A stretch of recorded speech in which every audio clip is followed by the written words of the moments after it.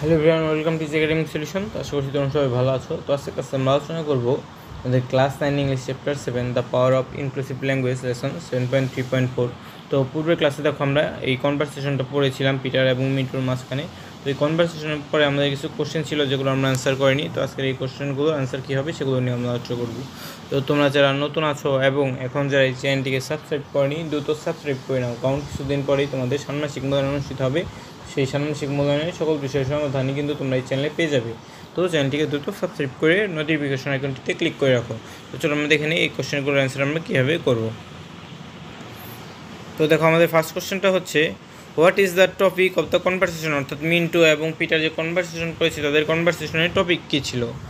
The topic of the conversation is communication and accent, অর্থাৎ আমাদের topic ছিল এই কনভারসেশনটার কমিউনিকেশন, যোগাযোগ এবং অ্যাকসেন্ট মানে উচ্চারণ যে বিধিটা আছে সেটা নিয়ে, specifically how accents can affect understanding and the social implication of accent in English speaking countries, অর্থাৎ যে আমাদের নির্দিষ্টভাবে, স্পেসিফিক্যালি মানে হচ্ছে নির্দিষ্টভাবে, যে কীভাবে অ্যাকসেন্ট বা ভাষার উচ্চারণটা এফেক্ট আন্ডারস্ট্যান্ডিং মানে তোমার যে উচ্চারণটা সেটা অন্যের বোঝার ক্ষেত্রে কীভাবে তোমার এফেক্ট করতে পারে সেটা নিয়ে আলোচনা করা হয়েছে। অ্যান্ড দ্য সোশ্যাল ইমপ্লিকেশন, এবং সামাজিক যে এগুলোর যে প্রয়োগিক দিক আছে of accent in English speaking countries, এবং বিভিন্ন যে ইংলিশ যে ভাষাভাষী কান্ট্রি আছে সেইখান থেকে এই অ্যাকসেন্টের কী কী প্রভাব রয়েছে সেগুলো নিয়ে আলোচনা করা হয়েছে।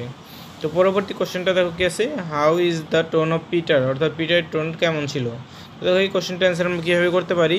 Peter's tone starts out curious, অর্থাৎ পিটার টোনটা আমাদের কাছে কিউরিয়াস বা কৌতূহল উদ্দীপক মনে হয়, but becomes apologetic as the conversation progress, কিন্তু কনভারসেশনটা যখন প্রোগ্রেস হয় তখন আমরা কী দেখতে পাই, পিটার মিন্টুর কাছে অ্যাপোলজি বা ক্ষমা চাচ্ছে, কারণ সে তাকে অন্যভাবে জাজ করেছিল।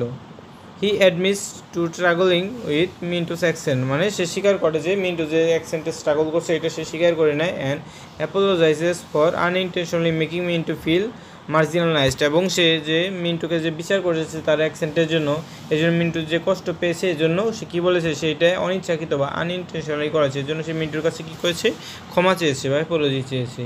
তো সি নাম্বার কোশ্চেনটা দেখো কী আছে, do you think both of them hold.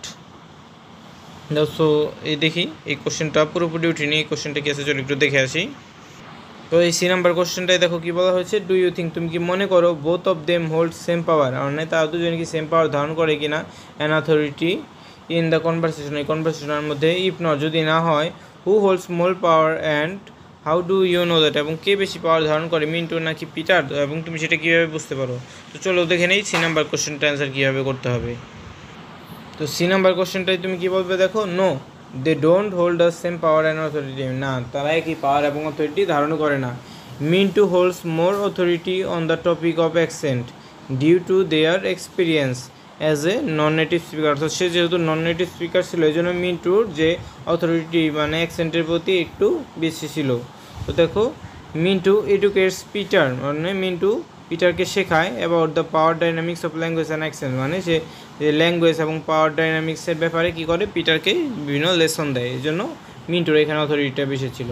তো পরবর্তী কোশ্চেনটা দেখো কী আছে, do you find anyone in the conversation impolite, মানে তুমি কি এই কনভারসেশনে কাউকে ইম্পোলাইট বা অভদ্র আচরণ করতে দেখেছো, ইফ এস যদি হ্যাঁ হয়, explain your answer with an example, একটা এক্সাম্পলের সাথে তোমার অ্যান্সারটা শেয়ার করো। তো এই কোশ্চেনটা অ্যান্সার কীভাবে করবে তুমি দেখো, নো নেদার পারসন ইজ ইম্পোলাইট, মানে পিটার এবং মিন্টুর মধ্যে কেউই কি ছিল না, ইম্পোলাইট ছিল না। পিটার অ্যাকনলেজেস হিজ মিস্টেক, মানে পিটার যে ভুল করেছিল মিন্টুকে তার অ্যাকশন দ্বারা জাজ করার মাধ্যমে, এই জন্য সে কী করেছিল, যে অ্যাকনলেজ বিষয়টা স্বীকার করেছিল তার ভুলটা, এবং অ্যান অ্যাপোলোজাইজ, এবং সে ক্ষমাও চেয়েছিল।